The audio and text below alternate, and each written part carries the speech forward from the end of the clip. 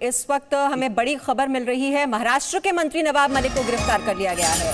ED में आज उनसे पूछताछ की जा रही थी और इस वक्त की ये बड़ी खबर जो हम आपको दे रहे हैं, महाराष्ट्र के मंत्री नवाब मलिक की गिरफ्तारी। ईडी ने ये गिरफ्तारी की है। ईडी के दफ्तर में अभी लंबी पूछताछ के लिए आज बुलाया गया था। सवालों की लंबी फहरिस्त थी और महाराष्ट्र के मंत्री नवाब मलिक को गिरफ्तार कर लिया गया है। तो ईडी में उन्हें बुलाया गया था, ये पूछताछ चल रही थी और नवाब मलिक जो है वो वहीं के जो मुंबई दफ्तर है ईडी का, वहां पर पहुंचे हुए थे और वहां से उनसे ये सवाल जवाब किए जा रहे थे। और इस वक्त ये बहुत बड़ी खबर है कि महाराष्ट्र के मंत्री की गिरफ्तारी कर ली गई है। ईडी ने ये गिरफ्तारी की है और शिवसेना की ओर से हालांकि बीजेपी को चेतावनी भी जारी की गई थी। हम आपको सुना रहे थे, जो संजय राउत कह रहे थे कि लगातार ये जो पूछताछ है वो कई लोगों से की जाएगी और बीजेपी इस तरह से इन जितनी भी संस्थाएं हैं, चाहे वो ईडी हो, सीबीआई हो, उनको लगा देती है। ये एक पॉलिटिकल वेंडेटा वो इसे बता रहे थे। और अब नवाब मलिक की गिरफ्तारी कर ली गई है। ईडी के दफ्तर में वो पहुंचे थे जहां पर उनसे सवाल जवाब किए गए और ईडी ने नवाब मलिक को गिरफ्तार कर लिया है। महाराष्ट्र के कैबिनेट मंत्री हैं नवाब मलिक और उनकी गिरफ्तारी। अब समझिए मामला कितना ज्यादा गंभीर हो जाता है कि एक मंत्री की गिरफ्तारी हो जाती है। ईडी ने गिरफ्तारी की है और नवाब मलिक को हम आपको बता दें मेडिकल जांच के लिए भेजा गया है। तो इस वक्त की ये बड़ी खबर, नवाब मलिक को गिरफ्तार किया गया है। ईडी के मुंबई दफ्तर में पहुंचे थे नवाब मलिक, उन्हें सम्मन जारी किया गया था, पूछताछ के लिए उन्हें बुलाया गया था और इस वक्त उनकी गिरफ्तारी कर ली गई है।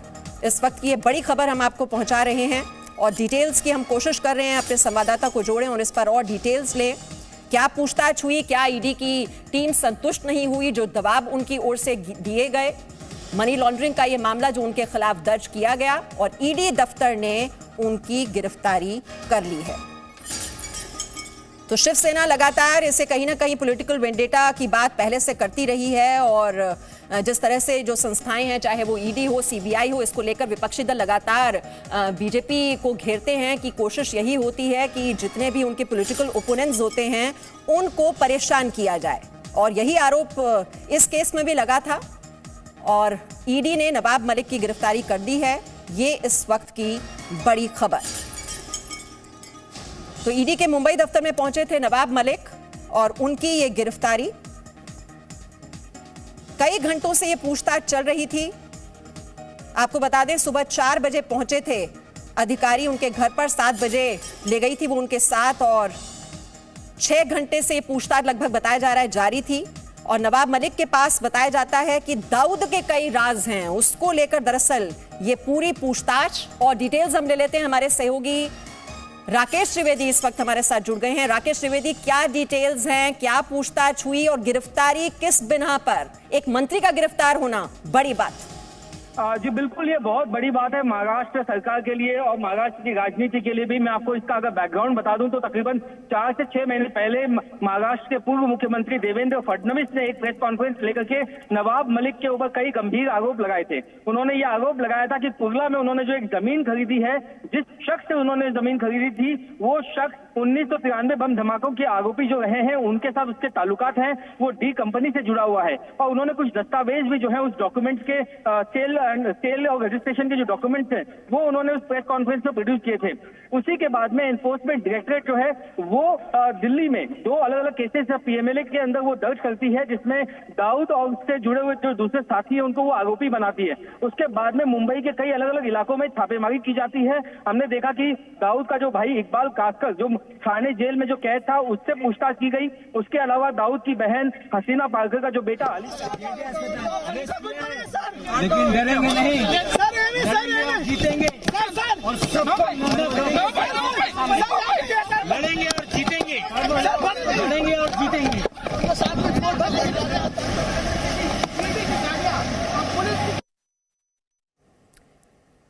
तो राकेश त्रिवेदी हमें जानकारी दे रहे हैं कि दरअसल ये पूरा मामला क्या है जिसमें गिरफ्तारी हुई है। ये दाऊद इब्राहिम से जुड़ी हुई जमीन जो कि खरीदी गई थी, कौड़ियों के भाव में खरीदने का आरोप देवेंद्र फडणवीस ने पहले लगाया था। इसको लेकर बकायदा उन्होंने एक प्रेस कॉन्फ्रेंस की थी और ये आरोप लगने के बाद ईडी ने अपनी जांच पड़ताल शुरू की, उनसे लंबी ये पूछताछ चली और अब ये गिरफ्तारी हो गई है। तो राकेश त्रिवेदी हमको ये डिटेल्स बता रहे थे कि पूरा मामला किस तरह से इस मकाम पर आप पहुंचा कि ये गिरफ्तारी की नौबत आ गई।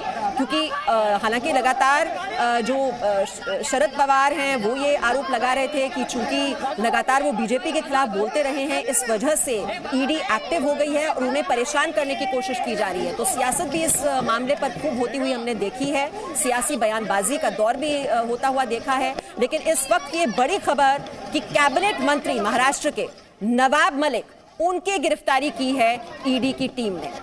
तो उनसे इसी जमीन के सौदे के सिलसिले को लेकर ये पूछताछ चल रही थी। राकेश त्रिवेदी से और डिटेल्स ले लेते हैं। राकेश, आपकी आवाज बीच में कट गई थी, पूरा मामला ये समझाएं, ये कुर्ला का की ये जमीन का ये सौदा, किस तरह से कौड़ियों के भाव उन्होंने लिया, ये आरोप लगे, क्या ये आरोप थे और क्यों ये गिरफ्तारी हुई?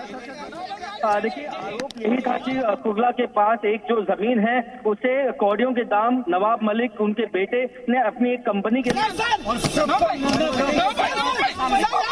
लड़ेंगे और जीतेंगे, लड़ेंगे और जीतेंगे।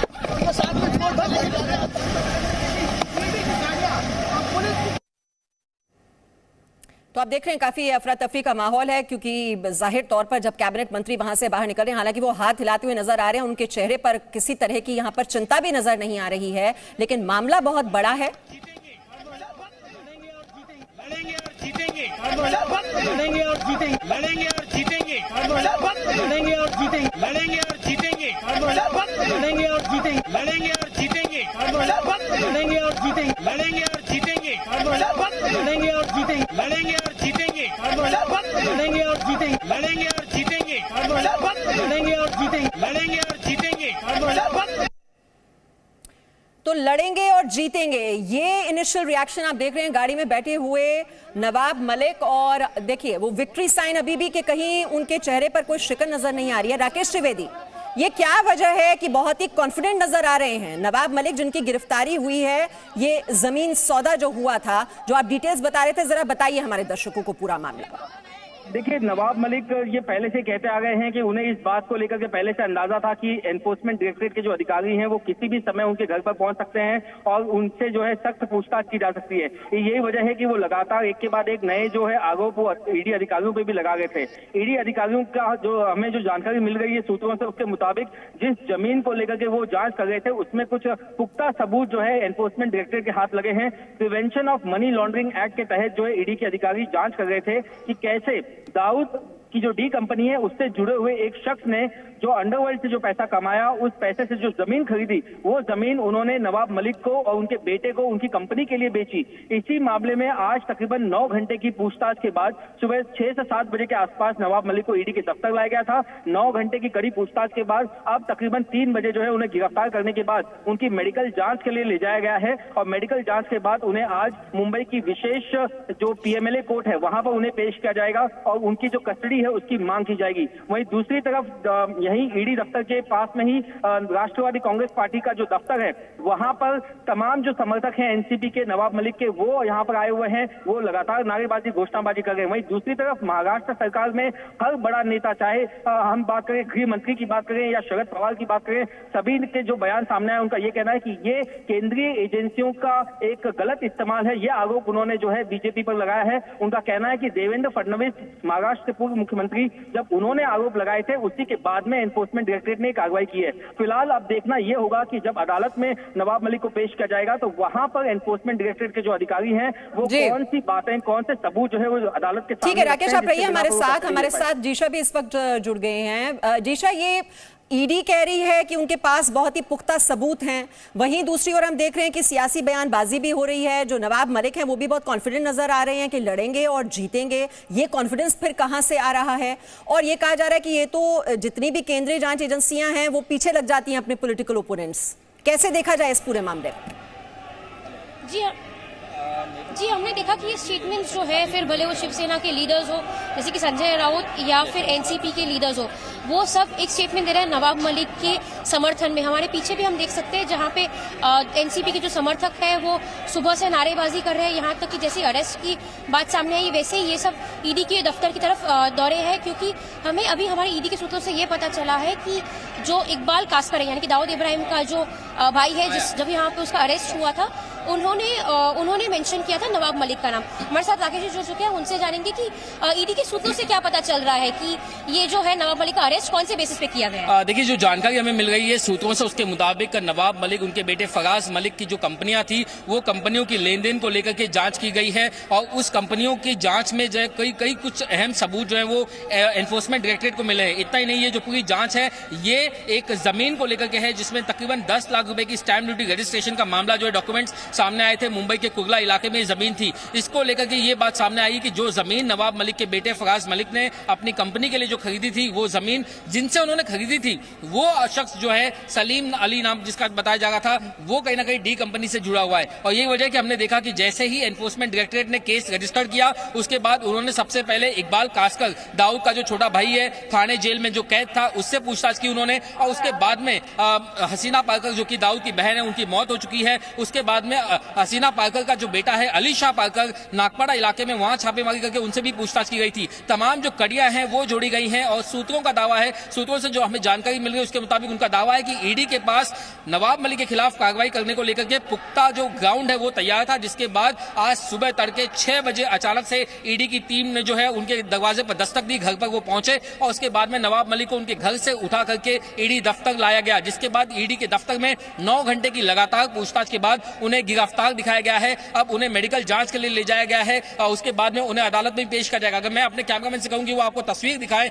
तो यहाँ ठीक ईडी दफ्तर के बाहर एनसीपी के जो समर्थक हैं, जो यहाँ पर तमाम जो उनके पार्टी के जो कार्यकर्ता हैं, वो भी यहाँ पर पहुंचे हुए हैं, हाथों में एनसीपी का झंडा लिए हुए और लगातार नारेबाजी कर रहे हैं कि ये तानाशाही नहीं चलेगी। साफ तौर पर जो उनका आरोप है वो बीजेपी की तरफ है, केंद्र सरकार की तरफ है। जैसे कि उनके तमाम जो दूसरे बड़े नेता, चाहे शरद पवार, सुप्रिया सुले, जयंत पाटिल, किसी भी नेता की बात करें, शिवसेना के बड़े नेता संजय राउत की भी अगर बात करें तो वो भी यही आरोप लगाते आए हैं कि ये एनफोर्समेंट डायरेक्टरेट की जो कार्रवाई है वो कहीं ना कहीं राजनीति से प्रेरित है और इसे ये एक पॉलिटिकल वेंडेटा बता गए। तो फिलहाल अब देखना ये होगा कि जो एनफोर्समेंट डायरेक्टरेट अब स्पेशल पीएमएलए कोर्ट में जब नवाब मलिक इनको पेश करेगी, तब वहां पर जो है वो कौन से ग्राउंड्स जो है वो पेश करती है जिसके बिना पर वो कस्टडी चाहेगी, वो एक अपने आप में बड़ा खुलासा होगा। अब इसके बाद में हो सकता है कि आज स्पेशल पीएमएलए कोर्ट कुछ दिनों की कस्टडी वो नवाब मलिक को दे दे। यशा जी, जैसे राकेश ने खुद कहा कि अब जो है एक बहुत इंपॉर्टेंट डेवलपमेंट आएगा क्योंकि कल जो है इकबाल कासकर की कस्टडी खत्म हो रही है। क्योंकि हमने ये बात बताई अपने व्यूअर्स को कि इकबाल कासकर जो है उन्होंने ही मेंशन किया था नवाब मलिक का नाम, और अभी इसके चलते जो है क्योंकि इकबाल कासकर की कस्टडी खत्म हो रही थी, इसी के चलते नवाब मलिक की भी एक कस्टडी मांगेगी। ऐसा भी हो सकता है कि दोनों के बीच में एक क्रॉस क्वेश्चनिंग की जाए इन दोनों के बीच में, तो क्या इसकी भी एक संभावना है? देखिए, किसी भी संभावना को नकारा तो नहीं जा सकता, लेकिन निश्चित तौर पर ऐसे ईडी अधिकारियों का दावा है। सच क्या है ये आज अदालत के सामने जब ये मामला आएगा तब पता चलेगा कि वाकई में इकबाल कासकर से पूछताछ के दौरान नवाब मलिक या उनके बेटे या उनकी कंपनी का नाम सामने आया था या नहीं आया था। लेकिन फिलहाल निश्चित तौर पे सूत्रों का ये तो कम से कम कहना है कि ईडी के पास गिरफ्तार करने के लिए पर्याप्त वजह उनके पास थी, उनके पास तमाम सबूत थे और पिछले 15 दिनों की तैयारी के बाद ही एनफोर्समेंट डायरेक्टरेट ने गिरफ्तारी का ये जो अपना पूरी कार्रवाई है उसको अंजाम दिया है। हमने इसके पहले राकेश ये भी देखा था कि इसके पहले ये भी देखा था कि जब नवाब मलिक ने एलिगेशंस लगाए थे समीर वानखेड़े यानी कि नारकोटिक्स कंट्रोल ब्यूरो के जो डायरेक्टर थे, जोनल डायरेक्टर तभी के समीर वानखेड़े, उनके अगेंस्ट जब एलिगेशंस लगे थे तब जो है नवाब मलिक और उनके बेटे का नाम सामने आया था, जहां पे कुर्ला की जमीन थी जिसमें ये कहा गया था कि उसमें कुछ ब्लास्ट के जो अक्यूज थे उनके पैसे लगे हुए थे। अब ये भी एक सवाल बहुत बड़ा और पेचीदा हो जाता है, जहां हम देख सकते हैं कि एनफोर्समेंट डायरेक्टरेट शायद उसके ऊपर भी एक कार्रवाई करे, उसकी भी इन्वेस्टिगेशन करे। अभी एक बात जो बहुत इंपॉर्टेंट है हमारे दर्शकों के लिए, हम ये जान सकते हैं कि दाऊद इब्राहिम का भाई जो इकबाल कासकर है, जो थाने की कोर्ट में था, उसकी कस्टडी ली थी एनफोर्समेंट डायरेक्टरेट ने। उसके बाद जो है क्योंकि कल उसकी कस्टडी खत्म हो रही है और इकबाल कासकर ने खुद नाम लिया था नवाब मलिक का, इसके चलते आज नवाब मलिक के घर पे तकरीबन सुबह 5 बजे ईडी की टीम पहुंची थी। उसके बाद 7 बजे क्योंकि नवाब मलिक को खुद समन था यहाँ पे पहुंचने का ईडी ऑफिस में, लेकिन वो पहुंचे ईडी ऑफिस में, उसके पहले ईडी के जो ऑफिसर्स है वो नवाब मलिक के घर पहुंच चुके थे। और उसके बाद जो है हम अब ये देख सकते हैं कि नवाब मलिक को तकरीबन 7 से 3 बजे यानी कि तकरीबन उनका 10 घंटे तक बयान दर्ज किया गया था और उसके बाद उनको अरेस्ट दिखाया गया है। अब इसमें नवाब मलिक का क्या रोल है, ये एक बहुत इंपॉर्टेंट बात करने की जरूरी है। उसके अलावा सलीम कुरैशी, जिनके बारे में हमने हमारे दर्शकों को पहले ही बता दिया था कि सलीम कुरैशी, उनका नाम काफी बार आया और उनका स्टेटमेंट भी रिकॉर्ड किया गया, जहाँ की सलीम कुरैशी ये जो है छोटा शकील के जो ब्रदर इन लॉ है उनसे भी स्टेटमेंट रिकॉर्ड की गई। तो ये जो पूरा केस है वो काफी पेचीदा हो गया, जिसमें काफी डी कंपनी के जो मेंबर्स है उनका नाम सामने आया है। फिर भले वो सलीम फ्रूट वाला हो, फिर वो भले इकबाल कास्कर हो, या उसके अलावा भी जो है सलीम कुरैशी, इन सबका नाम सामने आया है इस केस में। और इसी के बाद जो है नवाब मलिक का जो स्टेटमेंट रिकॉर्ड करने के लिए ईडी पहुंची थी। लेकिन अब ये एमवीए मिनिस्टर के अगेंस्ट एक बहुत बड़ा डेवलपमेंट है, क्योंकि इसके पहले हमने देखा था कि संजय राउत जो शिवसेना के स्पोक्सपर्सन है, उन्होंने खुद आज एक बयान दिया था कि मैं ईडी से नहीं डरता। उन्होंने ये तक कहा था कि जो एमवीए के मिनिस्टर्स है उनको टारगेट किया जा रहा है। और अब हम ये देख सकते हैं कि यहाँ जो एनसीपी के जो समर्थक जमा हुए एनसीपी दफ्तर के बाहर, वो भी ये कह रहे हैं कि एमवीए के मिनिस्टर्स को टारगेट किया जा रहा है। इसके चलते हम देख रहे हैं काफी पॉलिटिकल रिएक्शंस आ रहे हैं, पॉलिटिकली मोटिवेटेड ये बताया जा रहा है। और इसी के चलते सुबह से यहाँ पे हमने देखा था कि एनसीपी के दफ्तर के बाहर काफी लोग जमा थे। अब भीड़ भी मेरे पीछे जमा है और इनका ये आक्रोश है कि जो नवाब मलिक को अरेस्ट किया गया है उसके अगेंस्ट ये लोग का आक्रोश है। इसी के चलते हम देख सकते हैं कि यहीं पे जहाँ एनसीपी के दफ्तर के बाहर हम खड़े हैं, काफी समर्थक जो है यहाँ पे जमा हुए हैं। उसके अलावा लेकिन जो एक बहुत इंपॉर्टेंट डेवलपमेंट फिलहाल हो जाता है कि एनसीपी के जो काफी बड़े मिनिस्टर्स हैं, फिर भले वो जयंत पाटिल हो या सुप्रिया सुले हो, उन्होंने सबने समर्थन दिखाया नवाब मलिक के अगेंस्ट और ये कहा है कि उनके अगेंस्ट कोई केस नहीं है। यहाँ तक कि जब नवाब मलिक खुद बाहर निकले थे ईडी के दफ्तर से, जहाँ उनको मेडिकल के लिए लेके जाया गया, ऐसा बताया जा रहा है कि उन्हें जेजे हॉस्पिटल में मेडिकल के लिए लेके जाया गया है। और उसी के चलते जो है उनको यहाँ पे हमने देखा कि इसलिए उनके समर्थक जमा हुए थे। लेकिन जब नवाब मलिक खुद बाहर निकले थे तो उनका बॉडी लैंग्वेज काफी कॉन्फिडेंट था। मेरे विजय जो आपको विजुअल्स दिखा रहे हैं यहीं पे एनसीपी ऑफिस के दफ्तर के बाहर, जहां पे जो समर्थक है वो अभी भी नवाब मलिक के समर्थन में खड़े हैं। Presenting B News app available on Google Play and App Store. Download it now.